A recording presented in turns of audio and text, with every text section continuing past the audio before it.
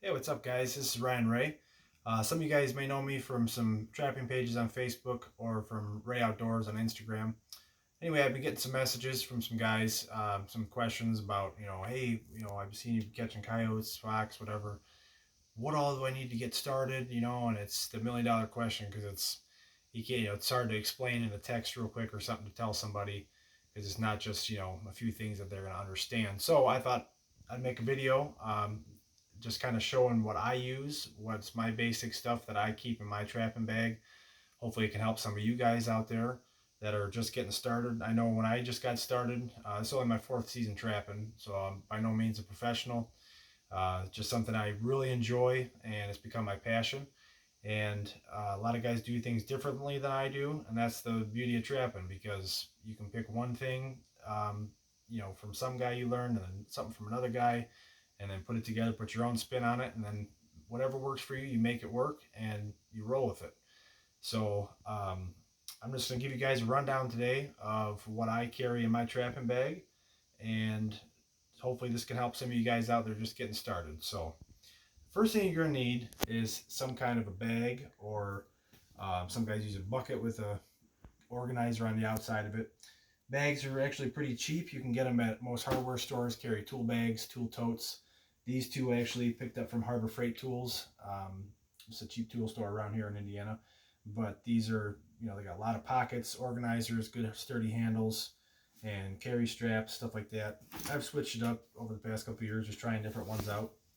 This one I just picked up at the beginning of this season, and this one's just from Menards, like a $15 bag. I think that's what it cost me, but it's real nice, heavy duty, and got a ton of pockets. So I'm just gonna run down and show you what I got in my bag. So these are the basic set making tools that you're gonna need, anybody's gonna need for putting some kind of a canine set in the ground. So the first thing I'd recommend is getting something for you to kneel on. This would help you protect your knees, not get wet, not kneel in the mud, the rain, snow, whatever. I just got a piece of foam. It doesn't have to be anything special, and just something to keep you dry, keep you off the ground. And then the first things you're gonna need also would be a pair of gloves. Now, a lot of guys are real fussy about when it comes to scent control, and they got a different set of gloves for making the set. They got a set of gloves for bait and lure. They got a set for taking the animal out of the trap. They don't dispatch the animal in the trap, blah blah blah. I don't do that. I dispatch my animals in the trap, use the same gloves to make the set, remake the set, take the animal out. No matter what you do for scent control, the canine is going to know that you were there when you made the set originally, because you're always going to leave some kind of scent behind. So it has never seemed to bother me or my catches, so I just roll with that. So good pair of gloves. Next thing you're going to need is a hammer, a trapping hammer. Now you can buy trapping hammers on a lot of trapping websites, stuff like that, 20, 30 bucks, something like that. I bought this hammer from Menards. It was $8, cross peen hammer, 2 pound. But if you're handy with a welder or know somebody with a welder, I just welded this thick plate of steel on the back, and it cost me about $8 instead of spending the 20. Trapping is nice because you can kind of anything you can make rather than buy. I try to do that and save my money to buy more traps. So your hammer basically you'll need for driving your stakes, your anchors, and for digging your trap bed out. You use the back there to dig your bed out for your trap. And then you're going to need whatever kind of anchors you decide on. There's so many different ones out there. I use Wolf Fang cable earth anchors, and I made this driver. You can also buy drivers. Any trapping place sells them. Hardened steel. It's got the notch cut in the bottom, fit around the anchor, welded a nut to the top. Another thing I highly recommend with all your tools, some of mine are kind of getting faded off, but paint them some kind of a high, bright visibility color. I have all mine painted bright green, but you can see it's kind of getting more off. You need to touch them up. That'll just help you when you're in a hurry or whatever, making a set. You look down, oh, I got all my tools, okay, you throw it in the bag, and then you get to the next set, a quarter mile away or something, and oh, I don't have my hammer. It's easy to lose things. So paint them. That's just, your preference, your color. Paint them pink, I don't care. So need you an anchor driver. Another thing you need is a sifter, dirt sifter. This is something that it's very important to have. This will help you once you bed your trap, make your set. This just helps you blend it in, cover it in. You sift the dirt over your trap bed, blend it in with the surroundings. Very important to have one of those. then also to make my dirt holes. A lot of guys will use an auger bit, or they'll use a hand trowel, something like that. This I found has worked real well for me because it's usually pretty soft soil up here. I can take this, I can drive it into the ground or push it in, and it's about 18 inches long, and just a heavy steel piece that I made with a handle on top. Take it, push it in the ground, and then ream the hole out, and that's your dirt hole.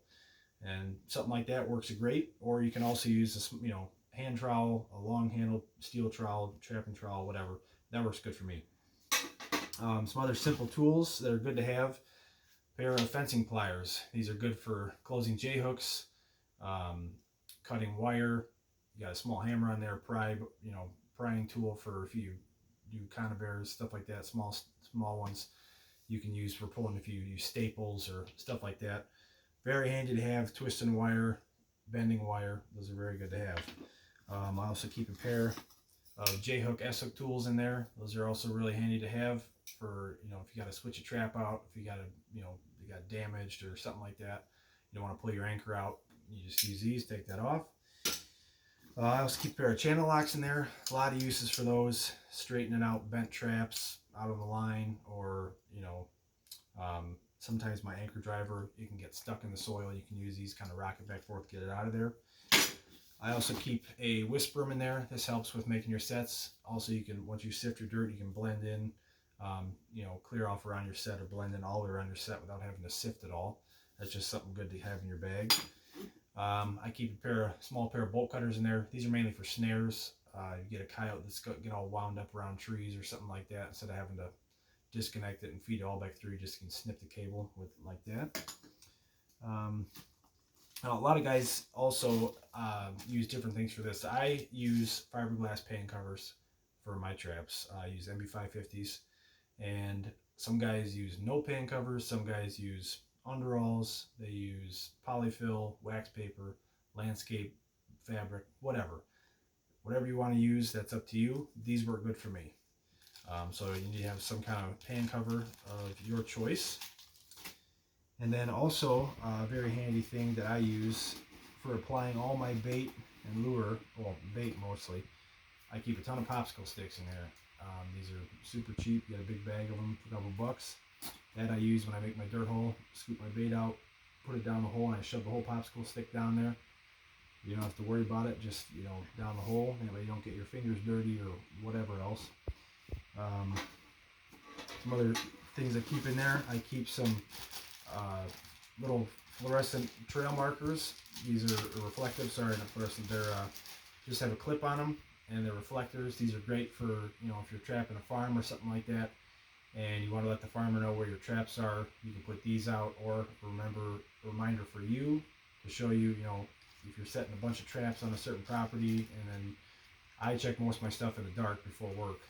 That'll help you a lot. If you hit them with the flashlight in the morning, you can see exactly where your sets are. Keep that in there. A roll of reflective tape.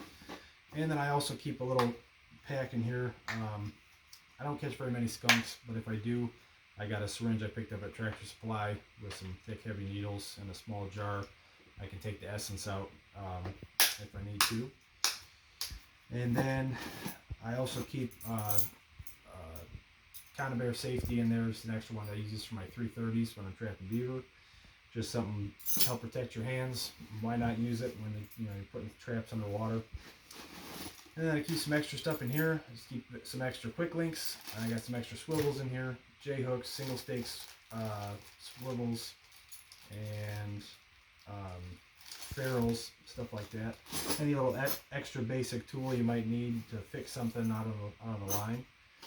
I also keep a bag of sheep's wool in there. This is just an extra thing, you don't have to have this, but I use it once in a while just for some added eye appeal on your sets. You can stuff a little piece of it down your dirt hole, and it's got scent in there and everything, just some extra attractant for some canines. Other than that, I have one more thing here. It's a letter opener. You can use a flathead screwdriver or whatever. I use this for my dog proofs. A lot of times if you catch a coon that gets in the mud, packs that trap full, you want to stick your finger down in there, trying to get it out. I just use this. I get down in there, clean it out, clean between the springs, something like that. So just something small like that, like a screwdriver or something thin enough to get inside the trap to clean it out. And then other than that, basically all you're going to need is some quality bait, lure, and urine. I use Van Meter and Son lures exclusively. That's all I use. They work great for me. And you can use whatever you want, but I got, it's nice to have all these pockets. I got all my baits, lures, all different. I got water, beaver and beaver, muskrat, coon, sorry, not possum. Nobody wants to catch possums ever. I caught way too many already this year. Anyway, but I got them separated into whatever species you want in there. But I got all that easy to get at, nice bag. You can put it all in the bag, pick it up, boom, go to the next spot. And then I also I bet all my traps in peat moss. So I keep a bucket of peat moss with me, and then also inside the bucket of peat moss I keep a bottle of flake antifreeze in there for the freeze thaw conditions. I don't use wax dirt. I just use peat moss. Sprinkle some of that in there. Bet my trap. Works great for me. Keeps my trap from freezing up and keeps it firing. Another great thing you should have is a catch pole. Now there's a lot of variations of these two. This one I picked up on F&T, I think for 30 bucks. Nice heavy steel one, and you can see it's been used, but it works good. You got to have one of these for releasing non-targets, or you know, whether it's your preference, you want to take the animal out and release it, or whatever. You got to have a catch pole. And then one last thing that I made. This is something I would recommend either buying or making if you can get your hands on one. I made a trap puller, or earth anchor puller.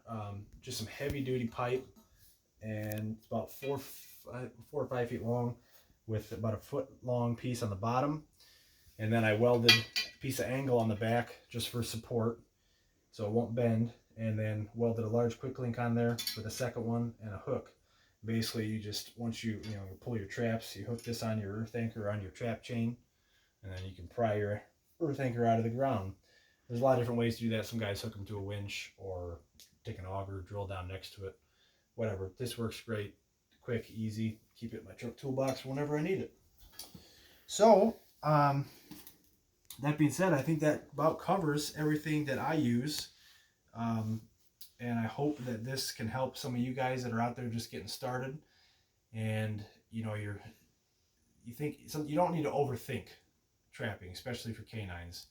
With all this stuff you got to have, it's really not that much. It's just once you get it, you can watch videos, you can buy the stuff, but what really helps you learn is getting out there and putting steel in the ground, learning from your mistakes, making sure your trap's bedded solid, setting on sign, location. Location's the most important thing. But I really hope that this can help some of you guys that are, like I said, they're starting out. And if it did, I hope you can go ahead and give me a thumbs up, hit that subscribe button, and good luck out there. Get out there and catch them. Tight chains.